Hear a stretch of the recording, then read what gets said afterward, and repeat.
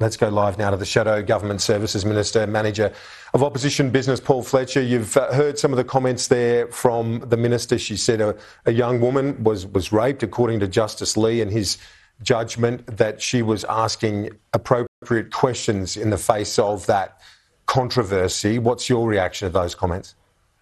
Well, we know that Senator Gallagher and Senator Wong were involved in the most outrageous, ferocious politicisation.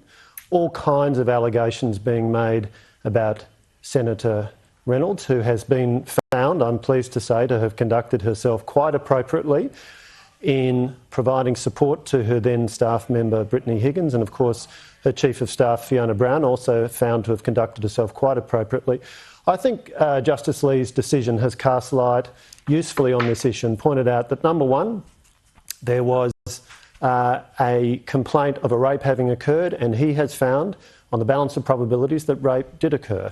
And so I think that is an appropriate judgment. I'm not going to second-guess the judge's decision, but what it goes, I think, to demonstrate is that where somebody has been the victim of a sexual assault, that can be heard and properly heard through the courts. But the second issue that he rightly highlighted in his judgment was the claims that there was a political cover-up. That was the premise of the project story. That claim was repeatedly made by Senator Gallagher, Senator Wong, all kinds of other Labor parliamentarians. Disgraceful attacks on the integrity of Senator Linda Reynolds and others. And the judge has gone through that very systematically in his 300-page plus judgment and demonstrated there was absolutely no cover-up, that Ms Higgins was given appropriate support at all times, but her agency was respected. It was for her to choose if and when she made a complaint to the police. She ultimately chose to do that, but it was appropriate for her to have that choice to do that it not be made on her behalf. So I'm not surprised that Senator Gallagher in that interview we've just seen was choosing her words very carefully, because she knows that she engaged in a ferocious politicisation of this issue, and that judgment demonstrates that every basis of that politicisation was without foundation.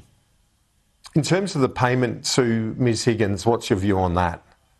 Well, certainly what we know is that a very large payment was made by the Commonwealth, signed off by the Attorney-General. I just saw Senator Gallagher claim that she had no involvement in that. She, of course, is the Finance Minister and responsible for the Commonwealth's finances. We now have a situation where a federal court judge has raised significant questions, or indeed has highlighted methodically in his judgment, factual misstatements he says were made by Ms Higgins that were the premise for that payment being made.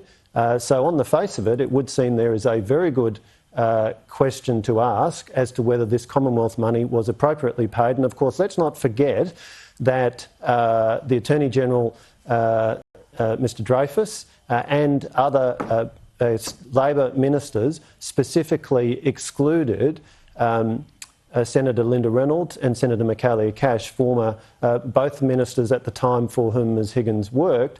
They were specifically excluded from any involvement in those discussions. And the question has to be asked, was Commonwealth money, was taxpayers' money carefully managed and handled in this instance? I think that is an obvious question to be asking for anybody who reads the very thorough and methodical judgment that Justice Lee has produced. On to a few other matters now, and well, let's start with what I spoke to Katie Gallagher about, that economic management rating by the IMF. Is that a bit of kudos for the federal government in terms of how they're managing the bottom line? Well, the facts are that the unemployment rate goes up and down. There are more people unemployed now than when Labor came to government, more young people unemployed as well. And what we also know is that there is a cost of living crisis, and one of the consequences of that has been real wages are now some 7.5% lower than when Labor came to government. There are many Australians who are doing it very tough, and there are many Australians who would regard, frankly, with bemusement, this assessment by the IMF.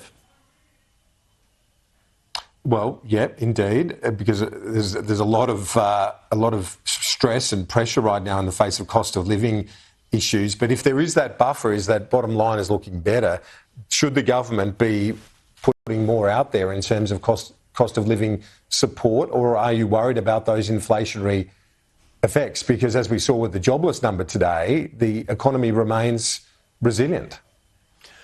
One of the core reasons why there is a cost of living crisis is because of this government failing to get cost of living under control, failing to get government spending under control. You know, they told us that they were going to reduce the growth of spending on the NDIS, for example, to so it would only grow at, I think, 8% a year, which is a remarkable growth rate in itself. But since that time, we've seen absolutely no detail from the Minister, Bill Shorten, as to how that reduction in growth of spending is going to be achieved.